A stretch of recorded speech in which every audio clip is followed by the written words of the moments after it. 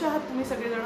मला वेगवेगळ्या विषयांवरती बोलायला खूप आवडतं. चित्रपट हा माझा अतिशय आवडीचा विषय आहे. मी नुकताच एक चित्रपट पाहिलेला आहे, मराठी चित्रपट. चित्रपटाचं नाव आहे सरला एक कोटी. नितीन सुपेकर दिग्दर्शित हा चित्रपट आहे. याच्यामध्ये ओंकार भोजने, ईशा केसकर आणि छाया कदम यांच्या प्रमुख भूमिका आहेत.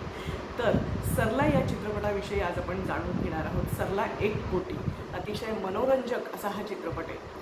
कसं आहे माहिती आहे का, स्त्री ही मुळातच जेव्हापासून आपण महाभारत ही जी कथा ऐकतो, तर त्याच्यामध्ये महाभारतामध्ये द्रौपदीला जेव्हा पांडवांनी द्यूतामध्ये लावलं होतं आणि द्रौपदीचं वस्त्रहरण झालं आणि अशा पद्धतीने स्त्रीला ही एक वस्तू समजलं जातं, तिला एक प्रकारचे भेड बकरे जसे असतात प्राणी समजलं जातं आणि तिच्यावरती हक्क गाजवला जातो, मालकी हक्क गाजवला जातो.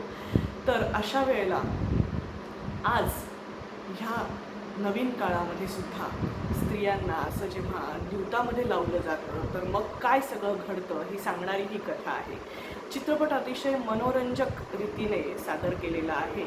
चित्रपटातलं गाणं तुम्हाला सगळ्यांना माहिती असेल, केवड्याचं पान तू, कस्तुरीचं रान तू. खूप सुंदर गाणं आहे. असेच बरेच गाणे आहेत याच्यातले, पण हे गाणं खूप छान आहे. तर ह्यातल्या सगळ्या भूमिका ज्या आहेत, म्हणजे विशेषतः प्रमुख भूमिका ज्या आहेत, छाया कदम, ओंकार भोजने आणि ईशा केसकर यांच्या ज्या भूमिका आहेत ह्या उत्तम जमून आलेल्या आहेत. गोष्ट आहे ही एका छोट्या गावातल्या भिकाजी वखरे आणि त्याची बायको सरला यांच्याभोवती ही गोष्ट सगळी फिरते. तर हा जो भिका आहे ना, तर हा अतिशय एक साधा गरीब माणूस आहे, जो रोजंदारीचं काम करतो, रोडवरती वगैरे कुठेही जे मिळेल ते काम तो करतो.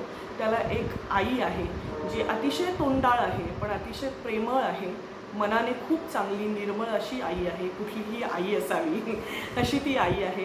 आणि त्याचं लग्न होतं सरलाशी आणि अशा ह्या साध्या अतिशय सामान्य अशा दिसणाऱ्या भिकाचं जेव्हा या सरलाशी लग्न होतं, तेव्हा सगळ्या गावामध्ये उत्सुकता निर्माण होते की त्याची जी बायको आहे, भिकाला बायको कोणी दिलेली असेल, तर ती सरला जी आहे अतिशय सुंदर असते दिसायला आणि पूर्ण गावाचं सगळ्यांचं लक्ष या सरलाकडे वळतं आणि सगळ्यांच्या ज्या पुरुषी नजरा असतात त्या सरलाकडे वळतात. मुळात चित्रपटाची सुरुवात होते तेच भिका एका बाजेवरती झोपलेला आहे आणि अशा वेळेला सगळं गाव पूर्ण त्या घरामध्ये जमलेलं आहे, पूर्ण गाव. आणि अशा वेळेला तिथला ठेकेदार येतो आणि ठेकेदार सांगतो की आदल्या दिवशी भिकाने पत्त्यांच्या डावामध्ये त्याच्या बायकोला लावलेलं आहे आणि 50,000 रुपये त्याने त्या डावातले आणि अजून 50,000 रुपये ठेकेदाराकडनं कर्ज घेतलेले असे 1,00,000 रुपये भिका त्या डावामध्ये हरलेला आहे. आणि अशा वेळेला त्याची जी बायको आहे त्याने ती त्या डावामध्ये लावलेली आहे. तर ती बायको आता म्हणजे सरला माझ्याकडे पाठवा असं सांगण्यासाठी म्हणून ठेकेदार येतो. आणि हे सगळं पाहून आपण अगदी सुन्न होऊन जातो की हे काय आहे, हा काळ कोणता आहे. या काळामध्ये आजही अशी बोली लावली जाते बायकांच्याबद्दलची असं जेव्हा आपण बघतो. तर त्याच्यानंतर हा जो आहे, मग त्याच्यानंतर फ्लॅशबॅक दाखवलेला आहे की ह्या काही दिवसांपूर्वी काय घडलं. तर हा जो ठेकेदार असतो, तर त्या ठेकेदाराचा मुळातच तो रोड कंत्राटदार असतो, म्हणजे ठेकेदार असतो. तर तो भिका आता बायकोला घेऊन आणि कामावरती जायला लागतो, कारण आईवरती किती बोजा पडणार ना. मग थोडक्यात आपण कमवलं पाहिजे, पैसे कमवले पाहिजे म्हणून बायकोला घेऊन जायला लागतो. मग त्या ठेकेदाराची नजर त्या सरलावरती पडते आणि मग तो नागपंचमीच्या दिवशी असं ठरवतो की तोपर्यंत पैसेच द्यायचे नाही. मग घरामध्ये पैसे नाही तर काय करणार. मग असं एक मग ते जे सगळं पूर्ण पैशांचा घोळ झालेला असतो, त्यातनं मग गावातला जो सावकार असतो त्याच्याकडे भिका जातो पैसे मागण्यासाठी. तो सावकारसुद्धा घरातले कामं करून घेतो आणि त्या सावकाराची पण त्या सरलावरती नजर असते. पूर्ण गावातल्या सगळ्याच पुरुषांच्या नजरा तिच्यावरती असतात. तर सावकारसुद्धा म्हणतो की ते पैसे मी तुला देतो, ह्याचे काय 1,00,000 रुपये असतील तिला सोडवण्याचे, पण त्या बदल्यात म्हणजे 3,00,000 रुपये द्यायला तयार आहे तुला, पण त्या बदल्यात सरलाला माझ्याकडे ठेव. तसंच ऊस तोडणी कामगार जे असतात, तर त्याचा जो ठेकेदार असतो त्याचीसुद्धा हिच्यावरती नजर असते, सरलावरती. सगळं पूर्ण गाव त्या सरलाच्या मागे पागल असतं. तर अशा पद्धतीने त्याची पण नजर असते. मग तो पण म्हणतो की मी तुला पैसे देतो आणि तू सरलाला माझ्याकडे ठेव. तसंच भिकाचा लहानपणीचा एक मित्र असतो जो मुसलमान असतो, जो भंगारवाला असतो आणि मग भिका त्याला मदतीच्या आशेने विचारतो की मला तू पैसे देशील का. तर तो म्हणतो की मी तुला पैसे देईल, पण तू सरलाला, मला तिसरी बायको करायची तर सरलाला माझ्याकडे ठेव. असं प्रत्येक जण असं सांगायला लागतं. गावातले 2 उडाणटप्पू लोक असतात ज्यांना अतिशय नुसतंच काय म्हणतात त्याला, छान शौकीचं राहणं, कामधंदा काय करतात, औषध दुकान नसतं बहुधा त्यांचं, पण नुसतं छान शौकीचं राहणं, उडाणटप्पूपणे काम करणं. तर त्यातला जो एक जण असतो ना, तो त्या ॲपलच्या नव्या फोनवरती या सरलाचा फोटो काढतो आणि तिथून सगळी कथा सुरू होते की सरला येत असते पाणी घेऊन आणि मग तो तिच्या मागे लागतो, तिला म्हणतो की माझ्याबरोबर राहा, माझ्याबरोबर चल वगैरे, आणि ती त्याला झिडकारते. तर मग अशा पद्धतीने ते सगळ्यांना ते सांगत सुटतात की अशी अशी भिकाला अशी सुंदर बायको मिळालेली आहे. आणि मग प्रत्येकजण ते जे पैसे तो हारलेला असतो त्याच्याबद्दल भिकाशी बोली करायला तयार होतात की भिका, आम्ही तुला पैसे द्यायला तयार आहोत, तू आम्हाला तुझी बायको दे. असं आजच्या काळामध्ये होईल का? खरं तर हा एक हे आहे, पण ज्या पद्धतीने ते सगळं हाताळलेलं आहे आणि ह्या सगळ्यामध्ये कुठेही भिकाची आई ही त्या सरलावरती संशय घेत नाही, सरलावरती चिडचिड करत नाही, ती अतिशय प्रेमळ दाखवलेली. म्हणजे हे पण फारच कौतुकास्पद गोष्ट आहे की आजच्या काळामध्ये अशा माऊली आहेत. तर त्याच्याबद्दल सरलाला आई वडील नसतात, त्यामुळे तिला सासूने घरात आणलेलं आहे, करून आणलेलं आहे आणि तिने आई म्हणायला लावलेलं आहे. ह्याच्यामध्येच खूप कौतुक वाटत असतं आणि सरला खूप प्रेमाने तिच्याकडे बघत असते. हा एक चांगला हे घेतलेला आहे. त्यात तिचा जो नवरा असतो म्हणजे ओंकार जो असतो, भिका जो असतो, तो सुद्धा सरलाशी चांगलं वागत असतो.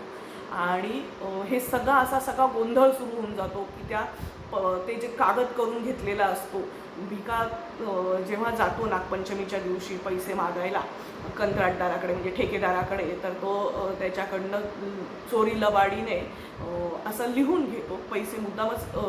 त्याला भिकाचं सगळ्यात महत्त्वाची गोष्ट काय असते माहिती का, तो असा खूप भोळा असतो, अतिशय चांगला असतो, पण त्याचा एक वाईट नाद असतो, तो म्हणजे त्याला पत्ते खेळण्याचा नाद असतो आणि पत्त्यांसाठी तो काहीही करू शकतो. मग त्यामुळे हे सगळे प्रॉब्लेम्स सुरू होतात. मग तो तिथे ठेकेदाराला हा सगळं माहिती असतं की हा असा याला पत्त्यांचा नाद आहे, म्हणून तो त्याला फसवतो आणि मग त्याच्याकडनं ते चोरी लबाडीने लिहून घेतो. असं सगळं आहे. आणि मग पोलिसांकडे जातात. तर पोलीस जेव्हा बघतात की भिकाची बायको इतकं सुंदर आहे, तर पोलीससुद्धा तिच्यावरती लट्टू होतो आणि तो सुद्धा म्हणतो की हिला सोडून द्या. मग ती म्हणते की माझी सासू घरी असते, आजारी असते, त्यामुळे मी 2 दिवस द्या, मी 2 दिवसांनी येईल. मग परत पुढे पॉलिटिशियन असतात म्हणजे आमदार असतो, तो आमदाराला सुद्धा कळतं की भिकाची बायको खूप सुंदर आहे, कारण त्याने ते व्हायरल फोटो पाहिलेले असतात. मग आमदारसुद्धा तिच्यावरती लट्टू होतो. अशी पूर्ण जंत्री होत जाते. तर आजच्या काळामध्ये लोक हे कसे बायकांच्या बाबतीत लोकांच्या नजरा, काळ कितीही बदलला ना तरी बायकांच्या बाबतीत लोकांच्या नजरा, पुरुषांच्या नजरा हे बदलत नाही, हे सांगणारा हे आहे. आणि मग ह्याच्यावरती कडी जी आहे तो शेवट अतिशय उत्सुकतापूर्ण आणि उत्कंठावर्धक आहे. खूप मजा येते शेवटपर्यंत. तर जी एक हे असते, पत्रकार असते, तर पत्रकार ती जी असते तिला भिका आणि हे भेटतात आणि भिका त्याची सगळी कहाणी सांगतो की असं असं झालं, असं असं सगळं हे झालेलं आहे. आणि मग ती सरलाला भेटते, तर सरला सगळं सांगते सरला की माझी अशी बोली लावण्यात आली वगैरे. पण ह्या सगळ्यामध्ये कुठेही भिकाला नावं ठेवण्यात येत नाही, भिकाबद्दल वाईट बोलण्याचा प्रश्नच येत नाही. कोणीच म्हणजे सरलाही बोलत नाही, आई बोलत नाही, काही नाही. चिडचिड होते आईची, पण बोलत कोणीच नाही त्याच्याबद्दल वाईट.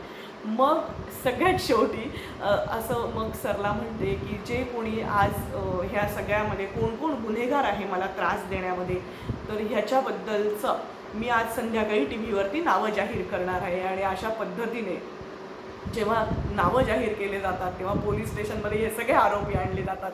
तो एक ठेकेदार, तो ऊसतोडणीवाला ठेकेदार, सावकार, परत ते 2 उडाणटप्पू लोक, अशा सगळ्यांचे. आणि जर समजा मग ह्याचं नाव आलं तर, आमदारचं नाव आलं तर मग ती त्या ह्याच्यामध्ये सांगते. हा सगळं मग शेवटी असं कळतं की ही जी सरला आहे ती सरला तिच्या लक्षात येतं की या गावातले लोक हे अतिशय फालतू आहेत आणि वाईट वागतात बायकांशी. तर त्यामुळे ती हा सगळा बदला घेते. पुरुषांच्या ज्या नजरा असतात ना तर त्याचा ही अशा पद्धतीने बदला घेते. ही आधुनिक काळातली अशी द्रौपदी म्हणता येईल, पण जिचं वस्त्रहरण झालेलं नाही आणि जी अतिशय ठामपणे उभी राहते स्वतःसाठी. आणि मग ती संध्याकाळी त्या टी व्हीवरती या सगळ्यांची नावं घेते आणि यांच्याकडनं सगळ्यांकडनं पैसे मिळतात भिकाला. आणि आमदाराचं नाव घेते, पण असं तिथे हे दाखवलेलं आहे क्लायमॅक्समध्ये. आणि मग ती सांगते की आमदारांची आम्हाला मदत झाली, त्यांनी खूप आम्हाला मदत केली. अशा पद्धतीने आमदाराचं नाव त्यातनं सुटण्यात येतं. आणि मग रात्रीच्या वेळेला भिका आणि त्याची बायको सरला पैसे मोजतात तेव्हा लक्षात येतं की ते 1 कोटी रुपये असतात. म्हणून ते सरला 1 कोटी, सरलाचा भाव 1 कोटी, अशी ती गंमत आहे.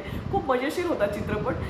मधनं थोडंसं संवेदनशील व्हायला होतं, कारण स्त्री म्हटल्यावरती आपल्याला मनाला लागतं की आजच्या काळामध्ये हे काय चाललेलं आहे. पण ह्या सगळ्या लोकांच्या वागण्याचा फायदा सरला करून घेते आणि मग ती या सगळ्या पैशातनं एक चांगला गृह उद्योग उभारते, असं त्यांनी शेवटी सांगितलेलं आहे. तर हा चित्रपट पाहायला मजा आली. शेवट फारच मजेशीर होता.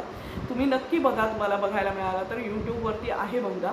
तर बघा, मजा येईल तुम्हाला.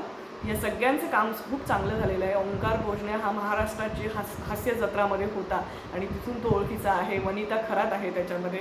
तर हे सगळ्यांनी कामं खूप छान केलेली आहेत. तर मजा आली हा चित्रपट पाहताना. तुम्हाला रिव्ह्यू कसा वाटला ते कॉमेंट करून मला नक्की सांगा. माझ्या यूट्यूब चॅनलला लाईक करा, शेअर करा, सबस्क्राईब करा आणि हो, बेल आयकॉनवरती क्लिक करा, जेणेकरून तुम्हाला अशाच नवनवीन व्हिडिओजचे नोटिफिकेशन येत राहतील. रात्रीच्या वेळेला हा रिव्ह्यू करते आहे, कारण चित्रपट पाहिल्यावरती मग नंतर काही वेळाने थोड्या वेळात विसरायला होतं, म्हणून लगेचच केलेलं आहे. त्यामुळे रिव्ह्यू कसा वाटला ते नक्की कॉमेंट करून सांगा. आणि तुम्ही जर सबस्क्राईब केलं नसेल तर प्लीज सबस्क्राईब, आणि केलं असेल तर थँक्यू. Good night.